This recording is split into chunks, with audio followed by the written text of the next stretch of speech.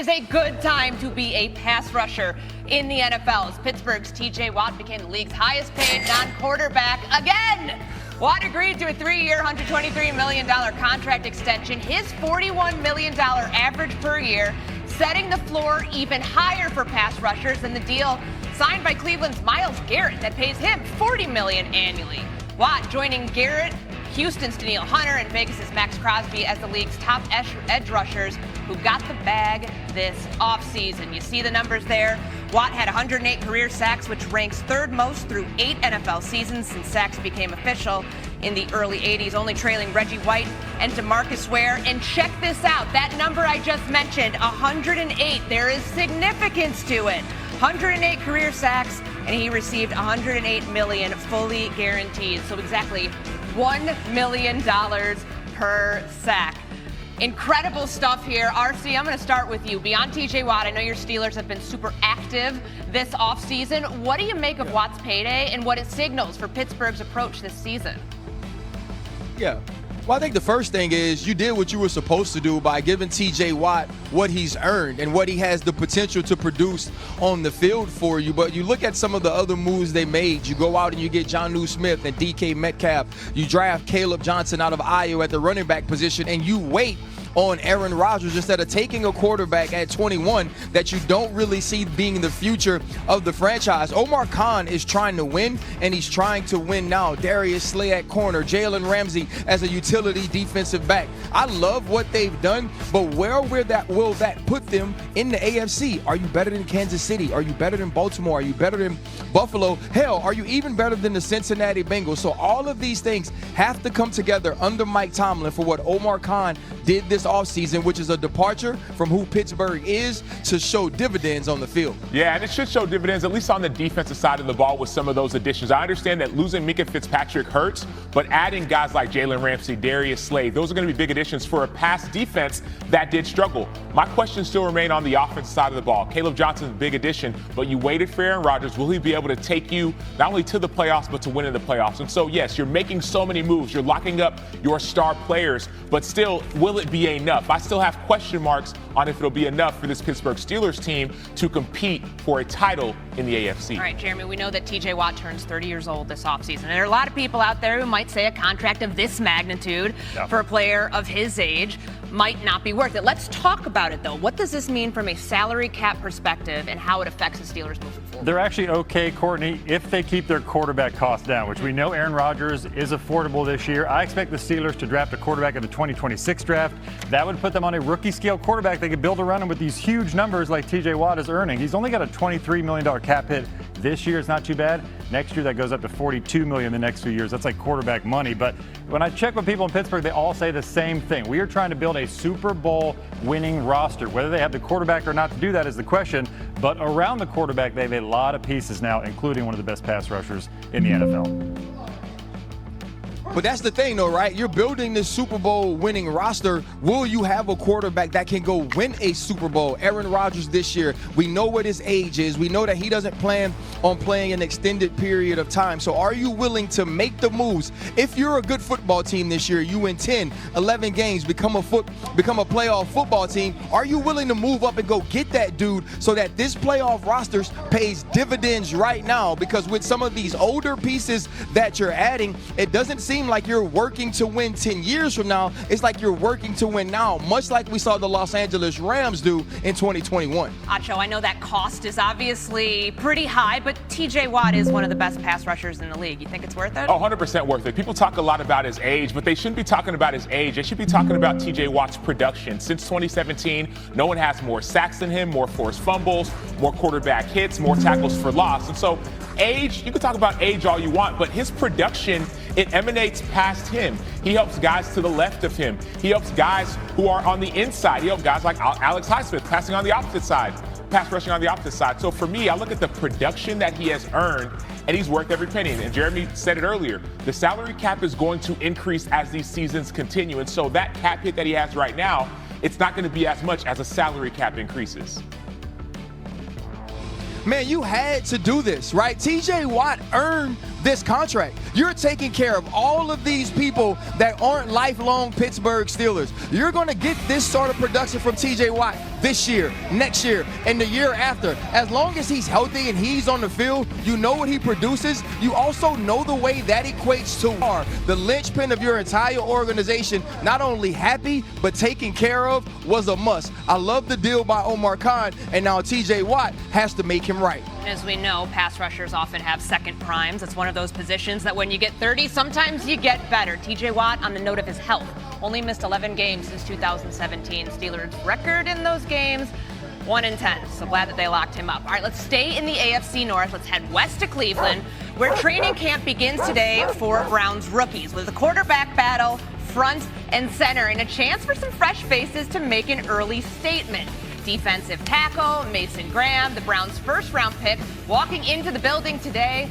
And speaking of that QB competition, there's Dylan Gabriel. So the Browns have had their fair share of quarterbacks over the years, so stop me if you've heard this before. They have fielded a total of 40 since returning to the NFL in 1999, the most in the league. Only 3 of those 40 QBs have a winning record as a starter, including 40-year-old Joe Flacco, who is set for his second stint in Cleveland this season. Jeremy, what more can you tell us about the Browns quarterback battle as camp begins? Yeah, Courtney, here's how this is going to go down. The first week or two of training camp, I expect the Browns to run it similarly to the spring, OTAs and minicamp, where all 4 quarterbacks, the 2 rookies, Joe Flacco, Kenny Pickett, trading blows, getting a lot of different throws, working on opposite fields, first team, second team, third team. You're going to see all that. And then Kevin Stefanski, the head coach, will crystallize the pecking order. I do expect Joe Flacco to be in the mix there. He's certainly the incumbent, probably the favorite at this point. And Shedeur Sanders did impress in the spring. Like, he was willing to throw the ball in tight windows. He was accurate. But when you ask people with Cleveland, they do bring some caution there. We're like, look, he was working against the third team a lot, not much of a pass rush. He's got a ways to go, and so that will probably show early on in camp. RC, how important is it for these rookies to get acclimated with the offense in training camp? Well, first off, guys, I think I can hear you, Courtney, but right behind me, UFC 318, they're having soundtrack for the weigh-in, and I don't know what the hell we're talking about, but I think we're talking about Cleveland, so here's what I got. They got to figure out how they're going to tier these repetitions. Jeremy talked about the first 2 weeks, right? To me, it should be a battle of the first 2 weeks. Who's the best old guy? Is it Joe Flacco? Is it Kenny Pickett? Now let's figure out who's the young guy that we expect could be able to take reps this year. And once you figure that out, that's the way you have to move forward to me. I don't expect either of these rookies to be the day one starter, but I expect them to get reps at some point. So Kevin Stefanski needs to figure out early on, if Kenny Pickett's going to be our day one, let's get him the reps to be ready. But whichever one of these rookies seems more ready to play in his first year, let's make sure he's prepared to be the backup. Yeah, I do have concerns, though. If you figure out if that old guy's going to be number one, let's say it is Joe Flacco, and let's say Joe Flacco early on isn't moving. Let's say he's moving like an old guy. Let's say he's unable to move in the pocket. All of a sudden, you're losing early, week 1, week 2. If a guy like Shedeur Sanders, who is a quarterback who talks about rhythm and timing, he's not necessarily elusive per se, but he fits in Kevin Stefanski's scheme. If he improves, I think he should get a legitimate shot to be the starter. Will it happen? No, I don't think it'll happen because it's the preseason. You're going against 2s and 3s, as we said. But if he can put enough pressure on the coaching staff and on his teammates to show everyone that he should be the legitimate starter, it may not happen week 1, but early in the season, if one of the older quarterbacks is not producing, I believe that a quarterback like Shedeur Sanders, who fits this scheme, should get an early opportunity. So RC said that he doesn't anticipate any of the rookie quarterbacks starting early this season. The last time that a quarterback drafted as late as Shedeur Sanders started a season opener for the Browns was Randy Hedberg in 1977. All right, to another big story across the league. NFL Players Association Executive Director Lloyd Howell resigned late Thursday, ending his 2-year tenure as the leader of the Players Union. Howell's resignation comes after weeks of controversy after reporting from ESPN's Don Van Natta and Kalen Kaler revealed that Howell was working part-time as a consultant for a private equity firm that's seeking ownership in NFL teams. He was also once sued for sexual discrimination and retaliation while working as an executive in a previous job. So, Jeremy, a lot to digest here. Yeah. What does this mean for the Players Association? This means relief for a lot of people inside the building in Washington, D.C. of the Players Association. Lloyd Howell did not get up on the right foot early on in his tenure. It has not gone well. A lot of people there are pretty happy because those things you outlined, that was the tip of the iceberg. And we saw Don Van Natta, Kalen Kaler reporting up to the date. There were strip club expenses that were involved and alleged here that came out today. So the hits have been coming almost daily. And so now my sense is the NFLPA will want to get back to its roots a little bit. You know, they have some internal candidates that could be in an interim executive role. Don Davis, who represents the players, is one name that comes up pretty often when you talk to people there. I've even heard maybe DeMaurice Smith could get back involved. This whole process has made him look like Patrick Mahomes a little bit in comparison to how badly this went with Lloyd Howell. So the next ball to drop too is J.C. Tretter, former player who's been heavily involved. He's believed to be really tied to the hip a little bit with Lloyd Howell, that he was supporting him at one point. We'll see how that goes. There's also some controversy about how Lloyd Howell came into position here, kind of a secretive process for how he was elected. There's no CBA negotiations, though, for a couple of years, so obviously a pretty tenuous time within the Players Association, but they do have some time before they figure out what their leadership structure is going to be.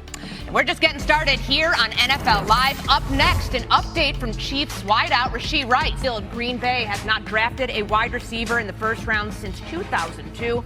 In fact, the Packers had gone 22 straight drafts without taking a wide receiver, tight end, or running back in the first round, which is the longest streak in the NFL since the common draft era began in '67. And of course, timing couldn't be any better for Packers fans who watched their wideouts drop 25 passes last season, most in the NFL and their most in a season since at least '06 when we started tracking drops. Green Bay wideouts also ranked 20th in targets, so a lack of drops despite a lack of targets. Welcome back in here to NFL Live. Jeremy, I'm starting with you. We know Christian Watson is a big part of the Packers receiving corps, but he's going to miss some time. He tore his ACL in Week 18. What can you tell us about where he's at in his recovery? Courtney, I've heard he's had a good summer. He has been on football fields. He's been running around, even running a little bit of routes. So he looks ahead of schedule based on the eye test, but the Packers are notorious for taking it slowly with their top players coming off of injury. So I'm guessing he'll be off to the side, working his way back onto the practice field in camp, and then they could put him on the reserve PUP list where he'd missed the first 4 games. So they feel pretty good about the depth they have at wide receiver, 6 to 7 players they can go to. They'll eventually work Watson back into action. Yeah, and they're not. If I'm them, I'm not so worried about Christian Watson and/or his health right now. That's why you went and you drafted Matthew Golden in the first round. Oh, by the way, in the third round, you went and got Savion Williams out of TCU. There is a lot of depth in the wide receiver room for the Green Bay Packers. And so even whether it's a guy like Jayden Reed, Romeo Doubs, so I got a chance to watch him train in the offseason, hearing a lot of great things about him. There will be an opportunity for all of these receivers to eat, for lack of better terms. And so, yes, there may be injuries, maybe even a drop history for some guys, but that's what everyone else is going to get an opportunity, especially some of the young guys who were just drafted. All right, I'll bring in RC here. What role do you see Matthew Golden having in this offense? You know what? I like Acho talking about people eating, right? They like cheese eaters, which normally means like you're a rat or a snitch. But in this scenario in Green Bay, it's a good thing. Matthew Golden can do everything you need a wide receiver to do. He provides position versatility as well with his route running ability. But we watched him at Texas last year, and his ability to go get the deep ball was the thing that stood out to me. We're going to see yards after the catch from Matthew Golden. You can move him into the slot, and you can watch him win in one-on-one scenarios, but it's going to be able to take the top off the defense, much like we've seen Christian Watson do. When you got a dude that can run forward too, but also stop on a dime and get in and out of cuts, he's an absolute nightmare to match up with on the defensive side of the ball. You add him to what Matt LaFleur was able to do with Josh Jacobs last year in the run game, and he should be a big component to this play action pass game that Jordan Love needs to implement and needs to use extremely well to take that next step on the quarterback tier. Cheese eater. I like that. So maybe Manchenko guy? Are you a feta guy? Buddha? Yeah, a little provolone is usually my go-to. Okay. Yeah, provolone. All right, we're going to find out what Matthew Golden's cheese of choice is this season. Cheese. Provolone is a very bougie cheese. Let's go like American. Well, are you surprised? This is simple. That's only the American highest class over here. Highest class of cheese. We'll find out what kind of cheese Matthew Golden likes. Meanwhile, the Chargers were the first team to head to training camp and got big news after their first practice when wide receiver Mike Williams announced his retirement on Thursday. Williams played the first 7 seasons of his career in LA before spending last year with the Jets and Steelers before re-signing with the Chargers in March. He's going to make a play, and when everything mattered the most, he was going to show up. That's what I'm going to remember most about him. It was an honor to play alongside him, to throw him the ball, and definitely heartbreaking, tough news to hear about, but we got his back no matter what. Thankfully, we've got a receiver room that continue to push each other. They compete, and they want to be the best, and thankfully we've got a lot of guys in that room that are going to go make plays.